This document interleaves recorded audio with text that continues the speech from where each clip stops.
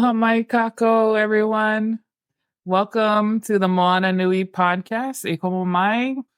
It's the end of February, and that means our Ola Lokahi month is coming to an end, but we celebrate Ola Lokahi all throughout the year. But during the month, we wanted to have some exploratory conversations around different themes and values that Hawaiians live by. And so today, February 29th, happy leap year. Our last concept is a combo that we wanted to talk through tonight. And the themes are PONO and PILINA. I think most people have probably heard PONO more than PILINA. So I'm looking forward to this conversation. This will definitely be a learning thing for me too, and just better understanding some of the things and hearing the perspectives of others in the community.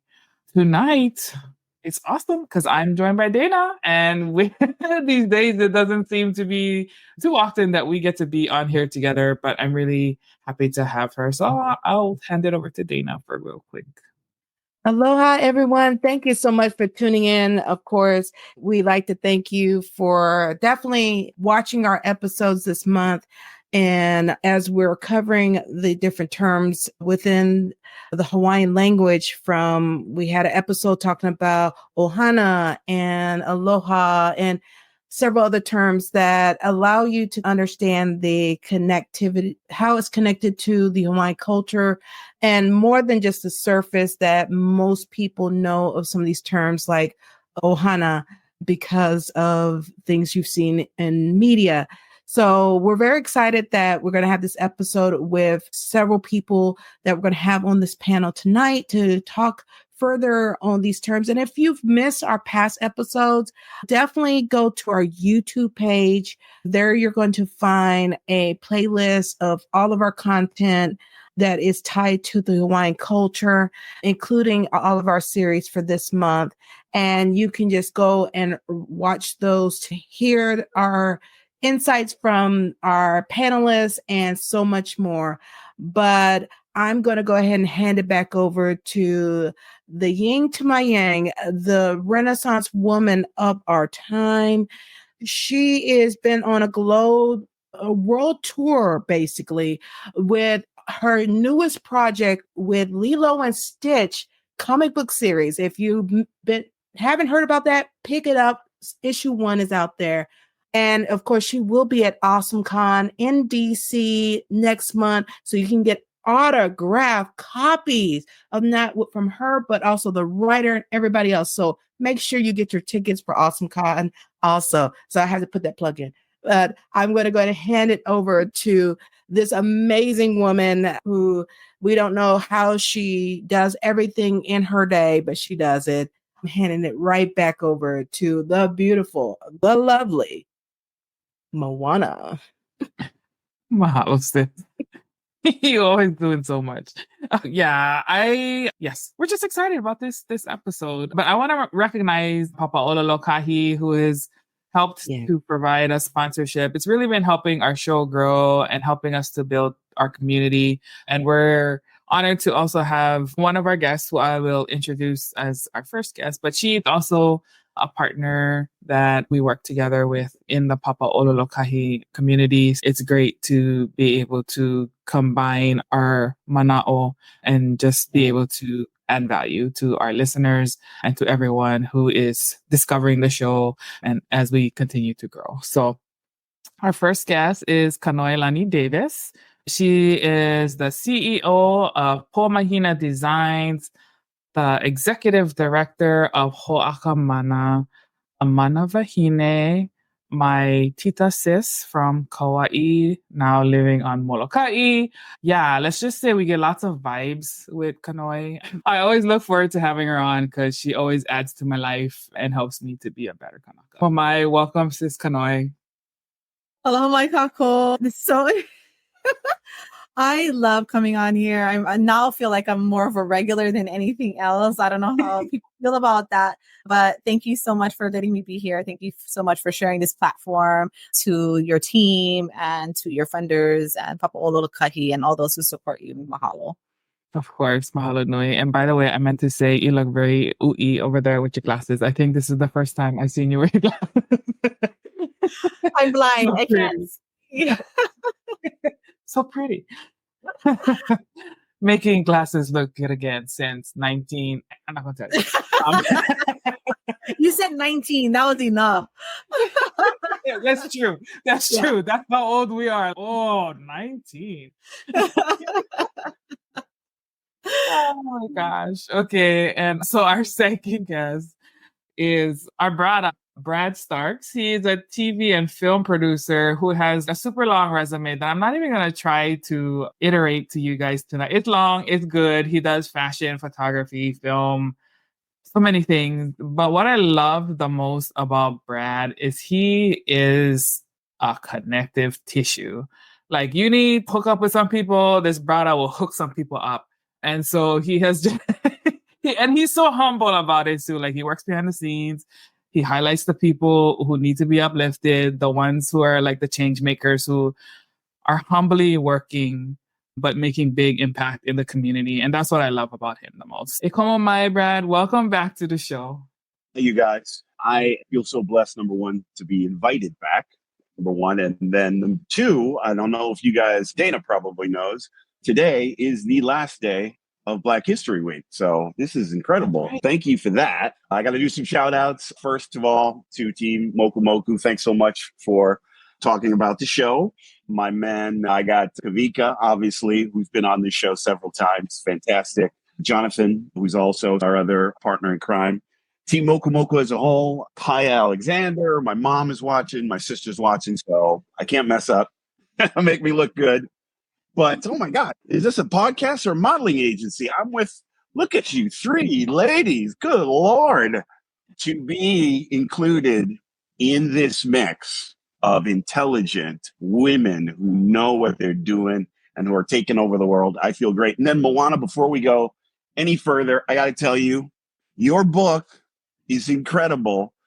This book reminds me of when my dad used to take me fishing and he had a fish and we would cook the food like right there and we would go home and he would have forgotten to have told my mom and there's lasagna sitting there. What are you guys doing? And I was like, oh, we ate already. I'm sorry. But thank you so much for having me. I'm looking forward to this conversation and let's go. Yes, let's go. Kanoe, do you mind opening up the space before we get started? Sure. Okay. We'll start off with something that I do all the time. And I think it's very helpful, especially when we have these conversations that open up a lot of care and our knowledge, wisdom that we gain from our everyday lives, experiences, and the things that have come before us. So I actually would like to just start with He Mu'oia, which is just to clear our space so that we can make room for being open, being able to receive, and really just being able to be clean in the things that we think and we share. So that, and when I say clean, I just want to say, I want to preface that means integrity, honesty, truthfully, and where we are at. With that being said, I'll just start. He Mu'oia. He mu na moi ino na moi ana kuno no na haumia he mu'oia. He mu eli noa iae noa kawono. And I start off with that, sharing with all of you, the breaths in this room, the aloha, the mana in this room. Mahalo for letting me share that. And let us begin. All right. Mahalo, sis. It's always a blessing to have those. Ikomo mai, Pualani. Good to see you, sis. Let's start off this conversation with, there's a lot of definitions about what pono means. And pono, like we see it on t-shirts, live pono in various places. Pono was something that my dad really lived by. But I wanted to open this up to everyone and ask what it means to you, because I know everybody has their own view of what this means to them. Anything else? Let's start with that one. What does pono mean for you? And Kanoe, we can start with you. It's a loaded question, honestly. You know I love my loaded questions. I know. I don't know how to sum it up, to be honest with you. I will only speak. Let me just preface. I can only share with you what I know, what I've learned, and what I've experienced. I will not share with you the assumptions of reading somebody else's knowledge, pulling it up from Google, or perhaps even just assuming that I understand what pono is if I had not lived it, if I have not tried it, if I have not failed in it. So I want to just preface like where that ike or that knowledge comes from. I guess for me, coming from a family of martial artists and healers, my grandfather had this academy called a Molokai Academy of Arts. And on the patches that we had to wear on our gi at the time and our shirts was a symbol. And it encompassed the 5 Chinese elements, because we're Chinese Hawaiian people. So I learned both Chinese healing and martial arts, as well as Hawaiian healing and martial arts. And with that together, he created a symbol that was always this reminder of value, that of pono. And so pono was actually our pledge as martial artists and as healers. And he wanted us to have it at the forefront of our bodies to best understand the why. We understood pono growing up. In my mind, in basic terminology, it was balance, right? To ho'opono is to restore the balance. In like basic terminology, balance. Now, as a person who is in martial arts, balance to me meant my body needed to be in a certain way in order for it to move and have power as a martial artist. As a person who utilized pono in healing, the physical parts of pono is understanding pressure, it's understanding intention and integrity, it's an understanding of looking at the whole body, mind, body, spirit, everything before we go in to do any work. So that for us was this very tangible understanding of pono. And then aside from that, it was that we lived in a world of ku and hina, which is balance in the Hawaiian terminology, and then a yin and yang in the Chinese terminology. And so because we had these elements to help guide us in our motion and our movement on a physical level, it was a way to manage. It was a way to manage what pono meant, because pono is also perspective. And what we understood was that my pono is not going to be pono, your pono is not going to be my pono. Pono is perspective. I think when we had to define it in a Western way, in Western terminology, so that outsiders could better understand who we were and better feel like they could relate to us, we had to figure out a way that they would understand it. But as a Kanaka who practiced pono, who had no choice, literally, to practice pono, because we understood our mana, it cannot be defined. It was in essence. It was your mana. It was in the way you move every day. It was in your choice. It was accountability, and it was kuleana. That was pono. And there was a difference. I know you brought up pilina, but if I was to bring up 2 things that we could talk about, it would be pono and polole, because those 2 things are also different, right? Pono and polole. Polole in the English terminology is correct or right. We've heard the definition in pono as being righteous. Very, again, to me, in my mind, and I don't speak for others, but it's very Western, because it puts us in this one little box that we have to stay in. And it's either yes, it's either or. One of the things I've learned through my practices, through the teachings, and through all this stuff from childhood and generationally is pono is depends. So today, what I do and my choices today based off of a certain situation may be very different tomorrow, and what seems like the same exact situation, but actually is very different. But when you know yourself very well, you know the situation very well, you understand the whole, then you understand how to move in those directions. You understand how to operate, and you become the counterbalance to the balance, in which is the effect and the mana of pono. Okay, that was a lot. That's it for me. Thank you. Okay, bye. Well, back to you, Bob. No, that was a lot, but it was well said. I love how you incorporated like the different, I guess in Western terminology, you would say the difference that you wear, right? And how it tends to make us think about that either or. Like you cannot be this and this at the same time. And I'm glad you brought that up, because I actually had a talk earlier. I did a small speaking thing. And that was essentially how I introduced myself, was like, I know people I'm here to talk about myself as an author, but blah, this is all the other things that I am too. And I cannot introduce myself to you without acknowledging everything that makes me. Today I'm going to talk to you with my author hat, but I'm also going to talk to you about this because for me, that is Pono, right? I cannot be Moana without all of these other things and all of these other people who have made it possible for me to be here. So I love that you talked about that. Pualani, let's go to you next. You ready? Yeah, sorry. I was trying to get out of school and I had about 5 people catching me on the way out. And I was like, okay, we're just going to roll today. Just going to roll.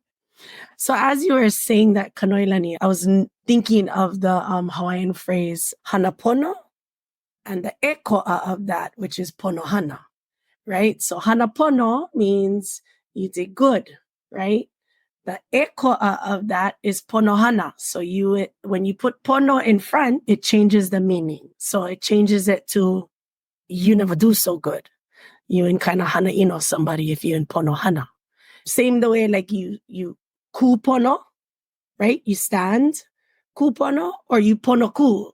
I used to love doing that activity with my keiki. All right, everybody, kupono. And they all stand nice. And then pono ku, and they all stand funny kind like that in the line. And our kupuna were brilliant. Yeah. And what you were saying to Kanoelani, like, and you, Moana, that the two things are mixing in my head. Again, the pretty Hawaiian, right? So I work in a system where I have to be siloed because, you're just Ike Hawaii now. But I'm trained to teach reading. I'm trained to teach math. I'm trained to teach science from a Papaku Makavalu lens. I'm trained to teach Ho'ikaika Kino, right? PE, because I'm an elementary teacher. I teach everything, right? But now that I'm in Ike Hawaii, I feel sometimes like they think I'm like the one trick pony, right? Oh, that's all you can do. And I'm like, no, aole. Like you're saying, Moana, I'm all these things. And I just don't come into a space being just this one person and balancing all of that. Because sometimes I got to be a little bit more pilihelu. When I'm working with my students, they're not understanding this math, this number thing that we're talking about. I do a quick little lesson or even out in the community, but balancing all of that.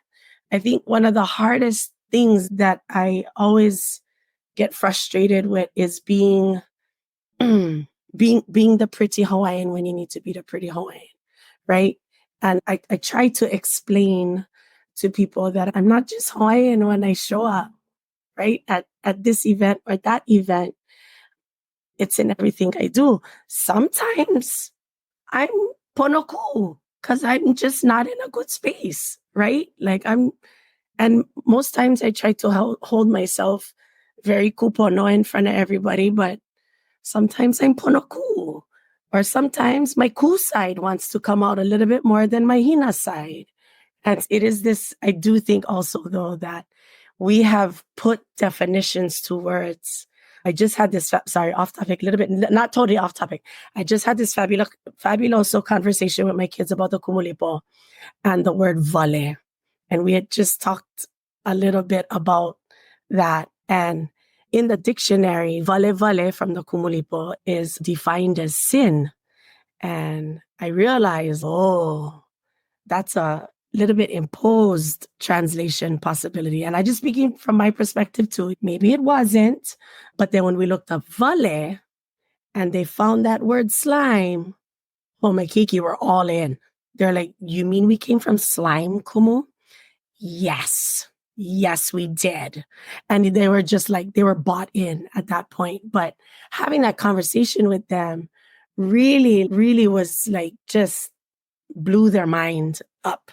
Because they've been siloed as well. Yeah, they've been siloed. And so they're just like, what? Yeah. So anyways, okay, I found now. But that was like one of my like fabulous conversations. And it was just that one word, vale, and the slime. And that was it. I hooked them. You hooked me because now I got to go look in a dictionary. I was like, let's explore this word more. Man, Brother Brad, what are your thoughts on what does pono mean to you? First of all, Hope, thanks for being here. You missed like the backstage conversation, but it basically came out. I have internet stalked both you Both the ladies who are on our podcast right now, you guys are absolutely incredible. Hope, the work that you do with special needs kids is absolutely amazing. I've found every single item and read it front to back. Thank you so much for everything you do. You are fantastic. And you were talking about martial arts. I don't know, and I would love to know if you are familiar with a master, female master from 2012 named Rika Usami. You talk about balance, you talk about grace under pressure, and all of these things having to do with Pono and all these other kind of things. I would love to have you watch that. She embodies that. Absolutely incredible. I think you'll find a lot of value in that. And one of the things my father taught me in trying to learn about yourself is to learn it through sports, team sports, which encourages teamwork, working together as a team, but also martial arts, track and field, these solitary sort of athletic endeavors that really teach you to focus and to look inward and to be strong that way.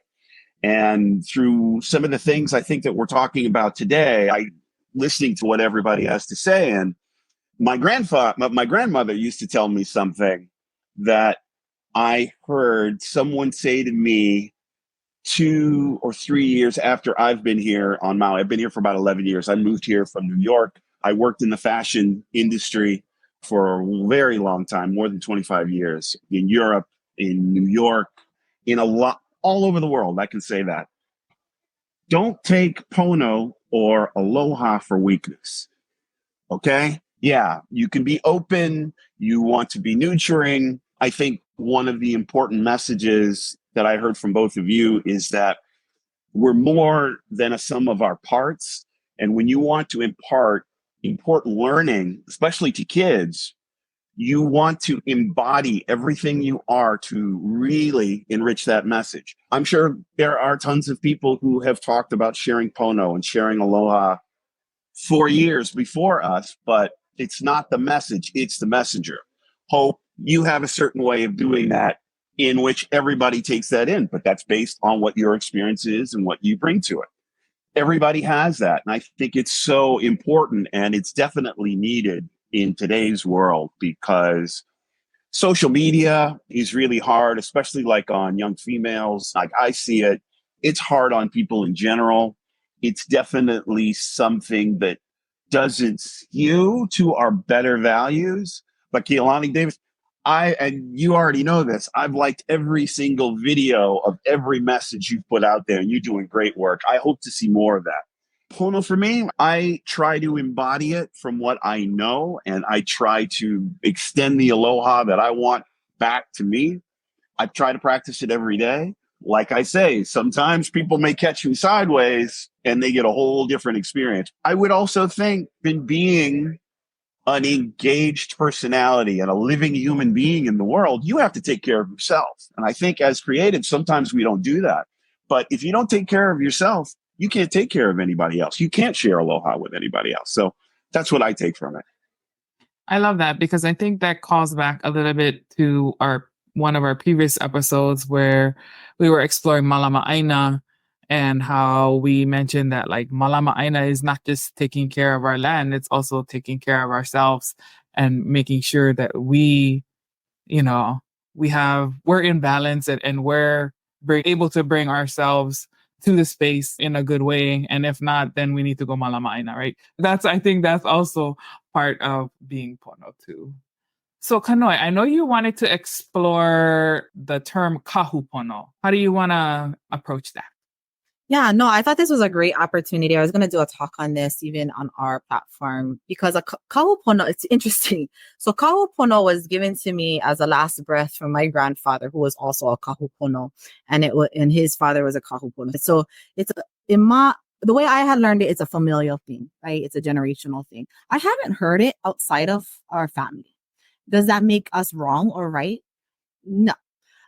But what's interesting is, because I haven't heard it outside, doesn't mean it doesn't exist outside of here. But it is my kuleana now that after my grandfather's passing, it took me about up until recently to finally embrace being a kahupono. Even when I became a kumu, it took me a while, years before I was like, okay, fine, I will accept the kuleana of a kumuhulu. Interesting enough, that's the things we live for, right? We do all these practices to elevate into this level of quote unquote kuleana. But when we get there, we're almost like, whoa, for us as Kanaka Maoli, the title is not just a title. It is an absolute kuleana, and it is an absolute responsibility. You are very much accountable for everything that you do, touch, speak, act today when you're alive and when you're dead, and everything you've left behind. And so, I wanted to bring up this kahupono because people are starting to ask questions like, well, what is a kahupono? And it's like, all right, cool. Now we have these conversations. But then I'm also seeing people pick up these words. Now everybody's a kahu. Now everybody's a kahupono. I'm like, okay, now we're appropriating Kanaka. We're appropriating Kanaka. Stop. Because unless you're ready to battle in that world, I wouldn't pick it up. And that's for people who've practiced this a whole lifetime.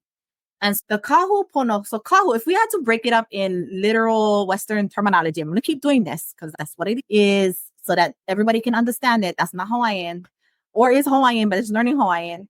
Is kahu was the person, I think it's defined as like caretaker or somebody who takes care of something. I don't know. I haven't really looked it up and then pono, right? Whatever, we balance, harmony, all the other things. Not forgive me, not I love you, that song. But kahu is deeper than that. Kahu is a requirement. A lot of the things, if you listen to Hawaiian language, it is more verbiage than it is descriptive. They all hold a kuleana.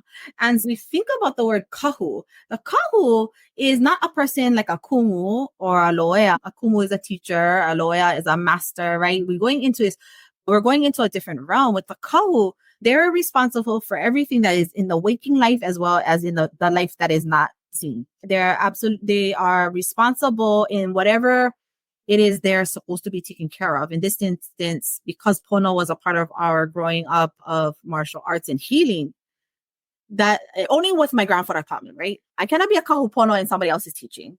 And even if I learned that teaching for 5 years, 10 years, that's not enough time. I have learned this for over 44 years of my life. So when you've reached that level, and I don't care how old you are, if you've given that sacrifice and that suffering, because we're going to keep talking about that suffering, which got us to this point, then we can have those types of conversations. But because it's a new learning concept, even some of those older folks who didn't know what it's about, they question it.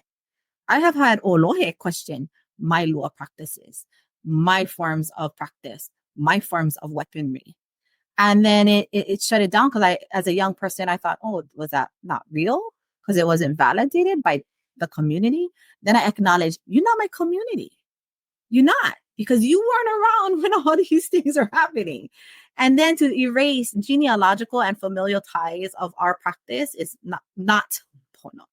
And the pono is the kuleana. I was sharing with you earlier. It is the kuleana. So the kahu pono is responsible for everything I put out. So if I'm going to be given the title, then I am accountable. Even if you're not in my presence, if I've given you something, I have to be accountable for that. So like, even in this conversation, if this gets misconstrued later in the future and it comes back and I have to go, okay, wait, that's not what I said. Or you ask me a question, I have to answer it because it's already there. It's put out there.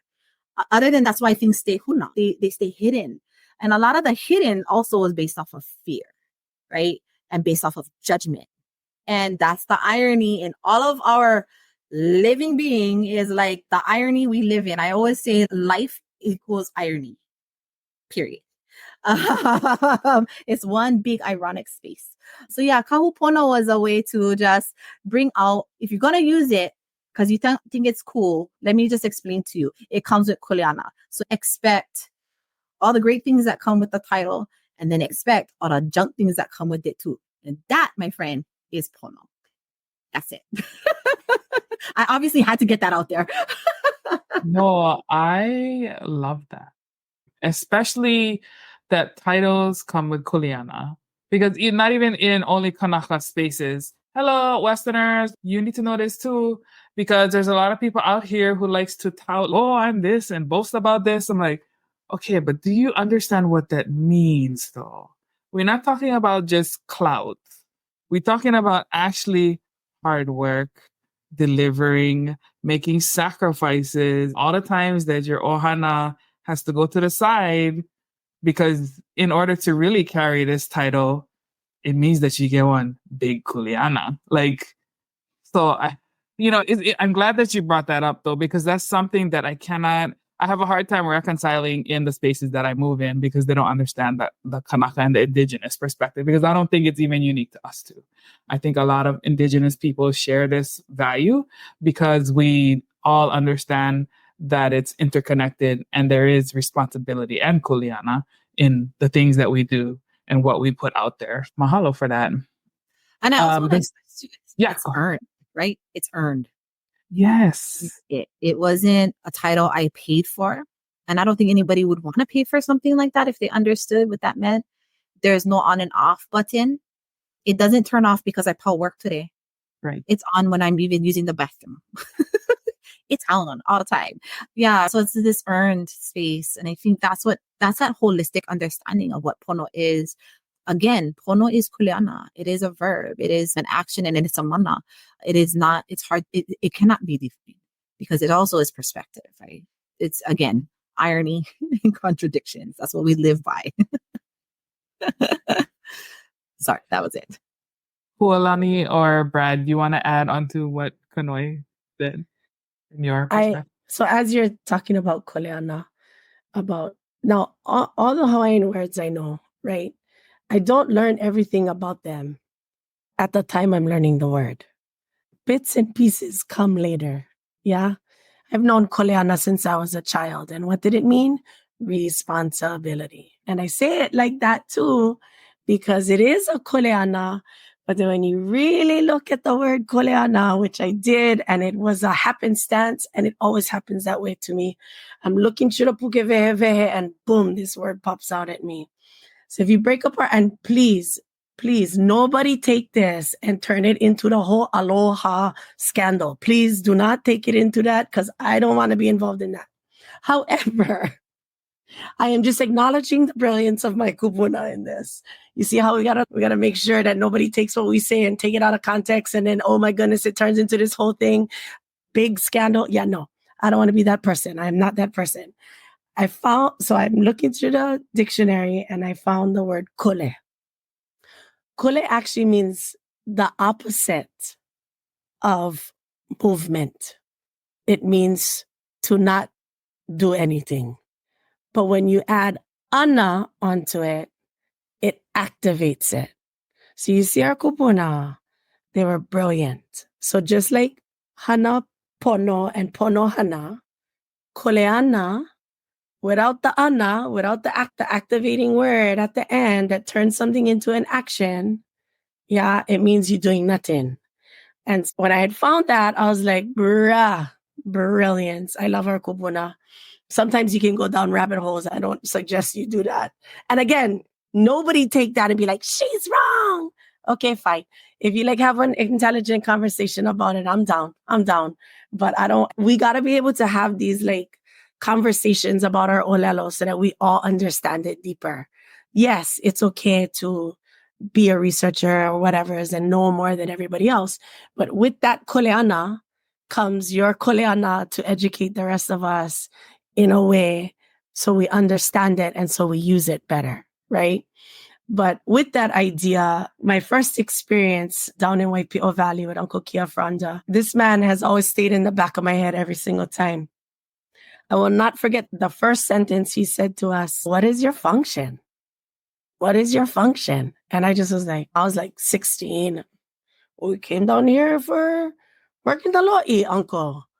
And he was like, "But for real, what is your function?"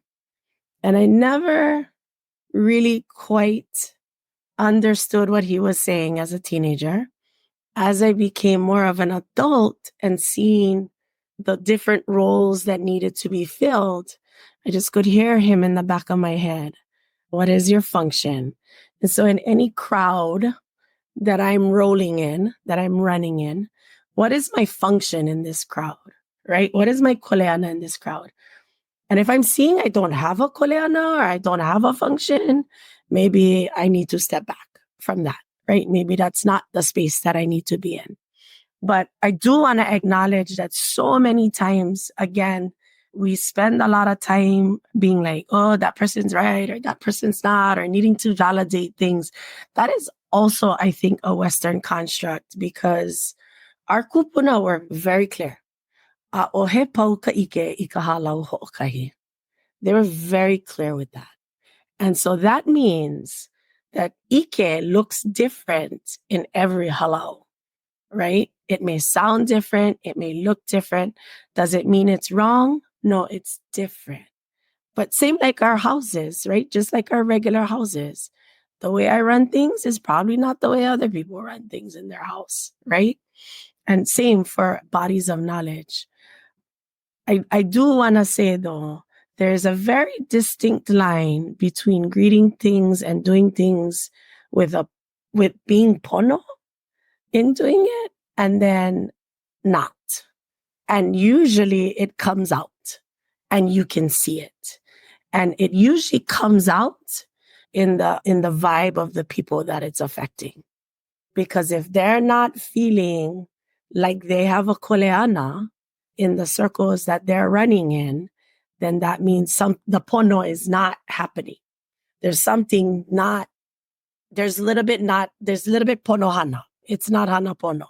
But yes, pono is not just like balance, unity. I feel like sometimes in the English world, we have this need to just put this exact English word to it to make it valid. But it really is all the things, right? It is all the things. And usually the undercurrent of the crowd or the area that you're at, the pono of that area is going to be felt in that undercurrent. And really also the people, because if they know their koleana, things run, right? If people don't, then not so much. But I'm going to hand it over to Brad because I'm talking too much. With every single second that goes by within this incredible conversation, I learn a lot more. Thank you so much. Everybody is so insightful. Some of the things that I basically took from what I've heard is being accountable for your actions and for your words. Always, you have a responsibility. Hard work comes with responsibility. I think I got a note here, irony and contradiction. That is the human experience. That's life. Well, your uncle can tell you one thing that happens, and then you go out and you experience it completely different. You come back home and you tell them, so that can also happen too. But in being responsible members of any community, we have to understand that there are temporal differences that happen in the world. And the test is, or the idea, I think maybe what life's lesson boils down to is life is a fantastic, amazing opera. There are these incredible highs and there are these terrible lows, and life hurts, but there's nothing else like it. And you only get one life to live. How do you live that as a responsible person? Not only to your neighbor and to your family, or to your husband, or to your wife, or your lifetime partner, but people you encounter every single day in your life. Moana probably knows me out of the best of everybody here, but I go out of my way to engage with anybody throughout my day. And it probably goes back to something my mother told me when my first day of school, when I went to school. She dressed me all up. She had me all like together. I had my books. I was all ready to go. And I'll never forget it. She said, Brad, I want you to go to school and I want you to make 5 people smile. And I was just like, what is she talking about? I don't know anybody, but I can't even tell you if I did it, but I can tell you the way I conduct myself here more than anywhere. And again, I've lived in Paris. I've lived in Italy. I've come from Chicago and all these other kind of things. If I've learned that if I lead with my empathy, I don't have to speak your language, but I can listen to you and I can hear your words and I can take in your meaning. Hope you actually said something that I wrote down. There are these words that encompass these thoughts and these ways in which you should treat everybody. But you can just have that word, but if you don't put feeling and an understanding of what that is inside you, that's personal to you, it's hard to really understand that. And I'll let you guys in on another thing. Obviously, I went to public school in the mainland. And years later, 10, 15, 20 years later, once you get older, you start to understand What I learned history-wise was written by mainland white colonizers. All I know about history has been whitewashed to make them look good. I can tell you, I remember the 1 week I learned about Hawaiian culture, 1 week. And the icing on the cake was listen to 15 Don Ho records. Ridiculous.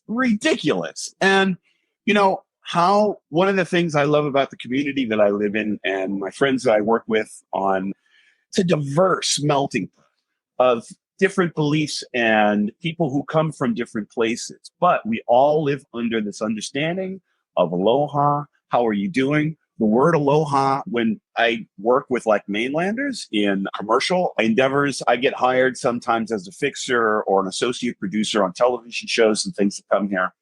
And the experience, and I know you guys have all had this, you will have these mainland people who come here who feel I'm paying $2,500 a night over at the Four Seasons. Everybody owes me something. No, they don't.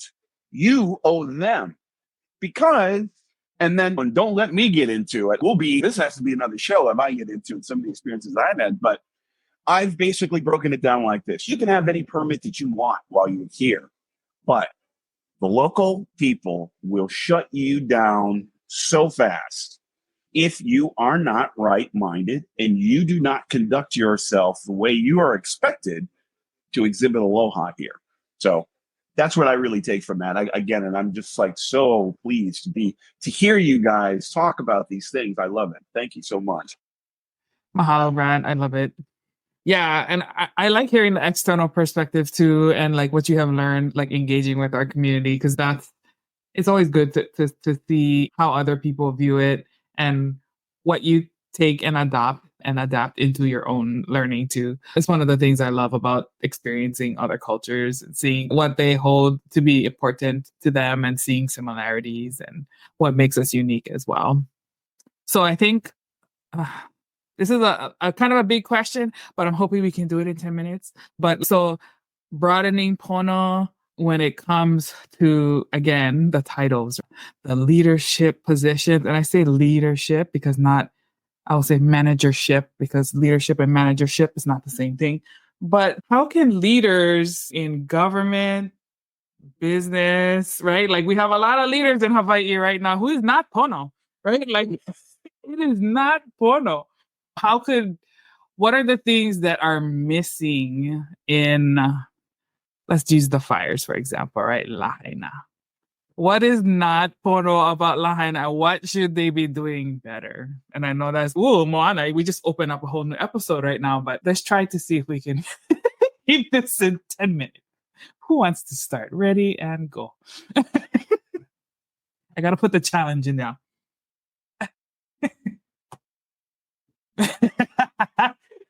I'll be honest though. I think this is a funny one.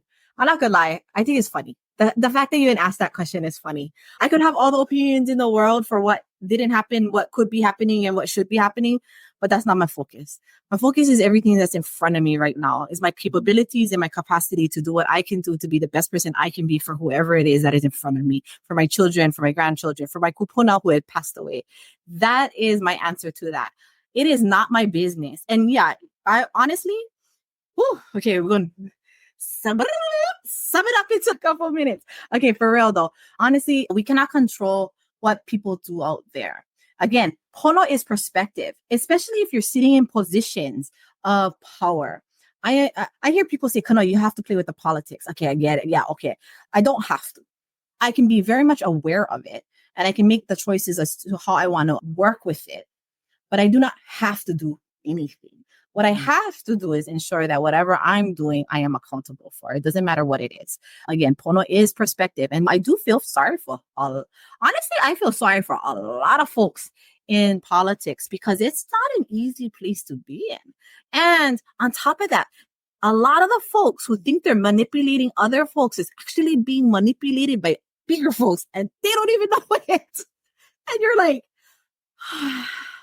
and that's that deep breath right there. That's pono.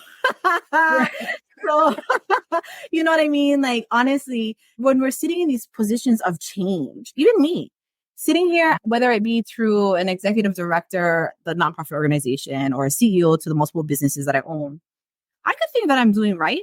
Somebody out there is going to think I am not. And that is okay. Because again, I got to sleep with myself. I also going to have to suffer my consequences.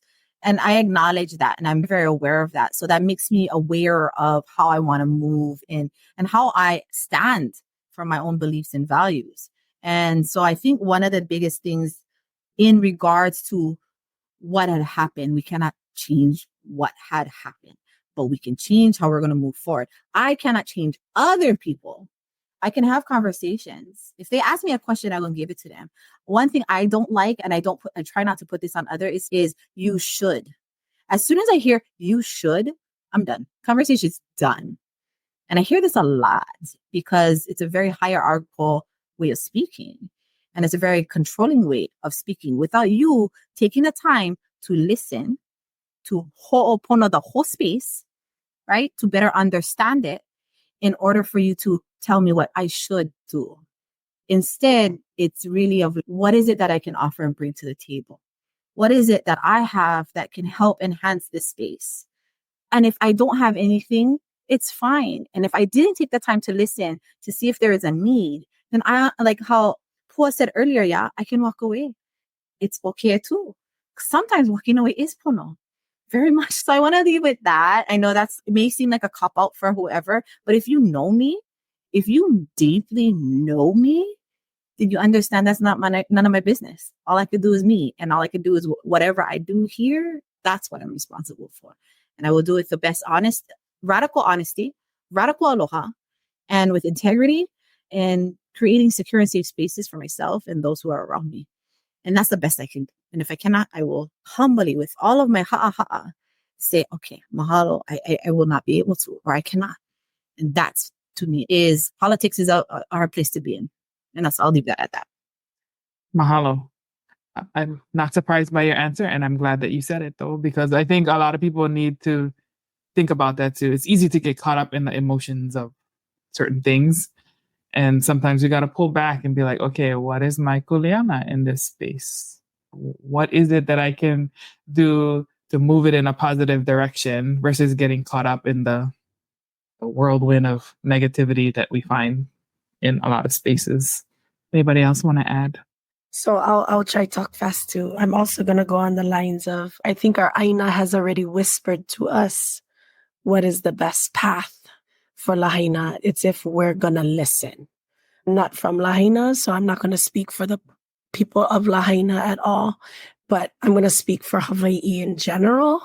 I think our Aina has been whispering to us for the past 20 years what we need to do. And I think many of us are boots on the ground trying to do, maybe looks a little different in every community, but we will do much better by coming together than being crabs in the bucket, pulling each other down. We will do much better than that. Our Kubuna tried. I know, Kamehameha. He was a little bit bull in a china shop. He tried though. But like that, right? The duality, because we lost a lot of people in those battles of unification. But had he not unified us and the colonizers came in, they would have took us by storm way faster, right? So the duality of that. And we can say that now because we're out of it, right? We weren't living in it. So it's a little bit different. So I'm not gonna speak to that, to just what is happening in Lahaina. What was happening in Lahaina was 200 years of mismanagement. And it goes across the Pai'aina, right? It goes across the Pai'aina. And I get to play in politics. It's not always fun. And it is for some of these people who take on these leadership roles. One of my uncles told me, when you're the leader, sometimes it's lonely because you don't know who around you is going to really be there to support what you say, right? I do hope that our young Kanaka that really do care for our Aina, or even, I don't consider myself that young anymore. I consider myself on the other side a little bit, not totally, but as young as I was, for sure. Was that song? Not as good as I once was. No, but getting into positions to make the right choices and be ready to catch cracks, because you can catch cracks. Being in those positions, is those cracks worth it to move us forward? But it's not going to be an easy road. We didn't get here by people making good choices. We got here by a lengthy thing of not good choices. But at the core of it, politics is not for everybody, right? It's not. I don't even know if it's for me. I just somehow ended up in that realm. And it's not always the most comfortable of conversations to have, because sometimes the human entity that needs to really be thought of is removed in order for decisions to be made. And that's probably the hardest part, because at the end of the day, every single one of those numbers has a person attached to it, right? And that is hard. That is, you gotta, yeah. So anyways, I can speak for Lahaina, but I'm gonna speak for Hawaii in general. Not speak for, but just speak to Hawaii in general. We do need to, us as a people, like Kanoelani said, we need to take care of ours and make sure ours is good. We gotta, I speak for everybody else, but the working together actually gotta happen. And we cannot just talk that talk. We gotta walk that walk. And we gotta acknowledge each other's differences in the way we learn, in the way we teach, in our bodies of Ike. And how can we find that common ground to move us forward? Because if our canoe going to spin in circles, we're not moving forward. And we gotta find a way to make those tough decisions. But really, again, I'll go back to our Aina has been whispering it to us time and time again for the last 20 years on what it needs. And maybe we just got to listen. So I'll go to. Yeah, Hope, I totally agree with you. I moved to Maui after having lived in New York for well over 25 years. And I lived less than 30 blocks away when 9/11, when those buildings went down. And I watched all of that play out. And the transformation that happened over the next 4 months after that tragedy, you really saw a lot of what they say about New York is very true. Everybody is hustle bustle. They have like their own agendas and all this kind of thing. And that happened. And you saw an instant change in people's way that they dealt with complete strangers. I evacuated from my place living up country that night. I called several of my friends who were dead asleep, and they've told me afterward, man, if you didn't call me, the house would have gone up, or it was very close to like that. But quickly, just to recap from what I've heard, it's okay to have people disagree with you. The difficult thing is to learn how to be in an uncomfortable situation and to hear somebody out when you know that what they're saying is misguided or it's based on misinformation, and you know it to be different. But just to have the strength to hear them out, let them say what they're going to say, and then give them a counterpoint. Moku Moku, we spark a lot of controversy. And as right-headed as the show is, we literally just want to show and address a lot of social problems that local people have. Now, once we released it, I sat down with all of our head team, and I was just like, listen, guys, we are all going to be challenged about this great show that we did, because we're just getting the conversation started, and someone's going to come up to you in line at Costco. Why didn't you guys do an episode about this? Why didn't you do an episode about that? Don't get defensive. That's interesting. Tell me more about that. What would you like us to talk about? Okay, cool. We only have 6 episodes made. That's a really great thing. Thanks for sharing that with me. This is why we did what we did. And you have to figure out a way that you can actually steer that conversation. I think that's great. You guys talk about being political. I'm an African American man. Can you tell? Every time a white man on the mainland or here sees me, I am a constant reminder to them how they came into wealth, what made the nation, what built that, the inequity that lie there. So I've grown up just I'm political once I walk into a room. But again, we all have to learn how to deal with that.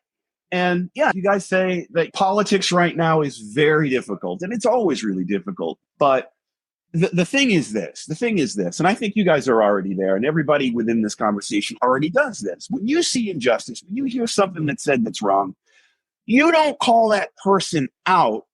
You're telling them to call them up.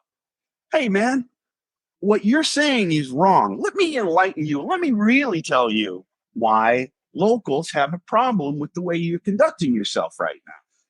The resort that you're staying on, some of the people who worked there their ancestors were forced off that land. Do you understand that? And here you come with this attitude? No, you shouldn't be that way, man. Oh, really? I had no idea. So yeah, there's going right back to martial arts.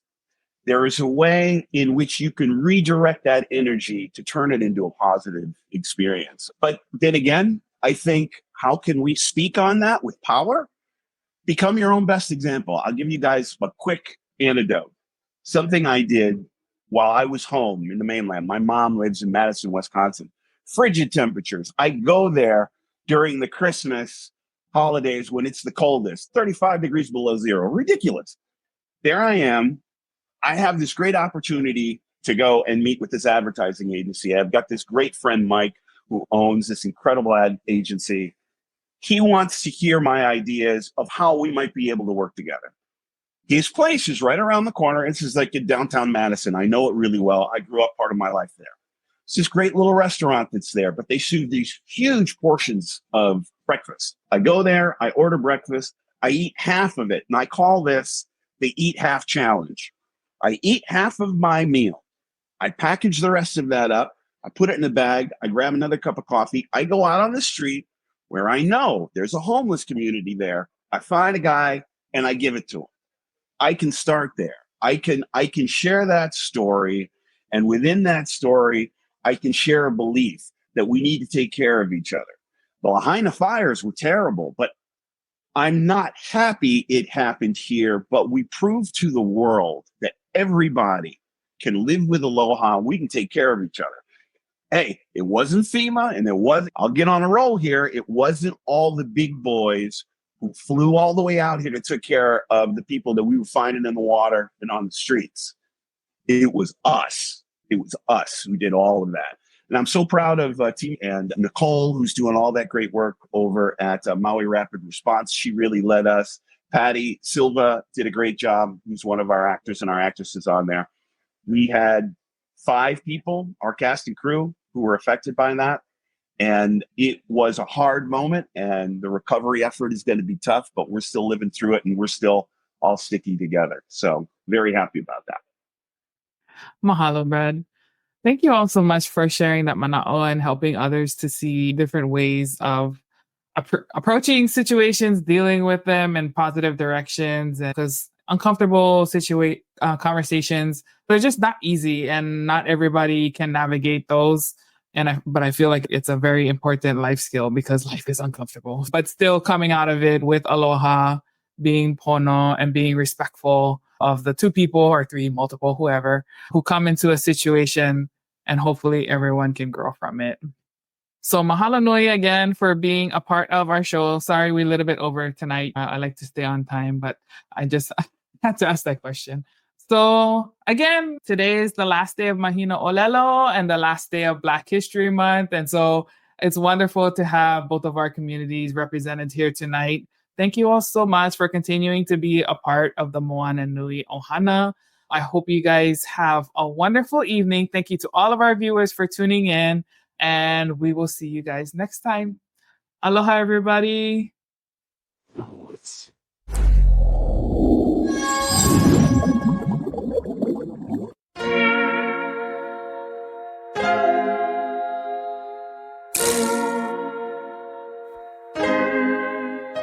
So many stories left to tell, even if we have to ourselves. Can't keep history on the shelf. If we won't tell it, we will. If this the land of the free, it was a freedom then. When they annexed Hawaii and called it Cedar Lands, without any type of payment and no signing off. Called themselves the Republic in 1894. 1.2 million acres overtaken from the native Hawaiians. When they resisted, the West retaliated in violence and erasure. The Hawaiian language is banned as part of colonialism's plan to expand, yeah.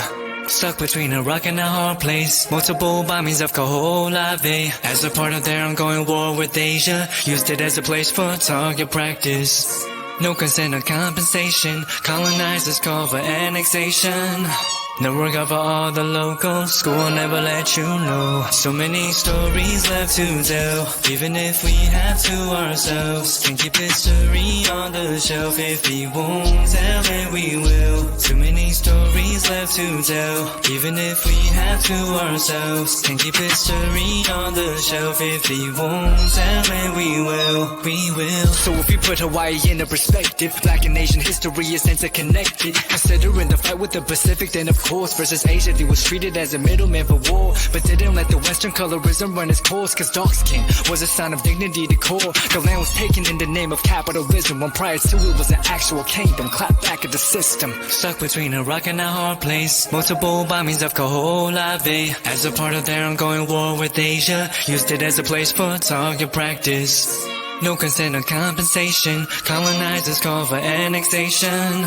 Never cover all the locals. School will never let you know. So many stories left to tell, even if we have to ourselves. Can't keep history on the shelf. If we won't tell it, we will. Too many stories left to tell, even if we have to ourselves. Can't keep history on the shelf. If we won't tell it, we will. So many stories left to tell, even if we have to ourselves. Can't keep history on the shelf. If we won't tell it, we will. Too many stories left to tell, even if we have to ourselves. Can't keep history on the shelf. If we won't tell it, we will. We will.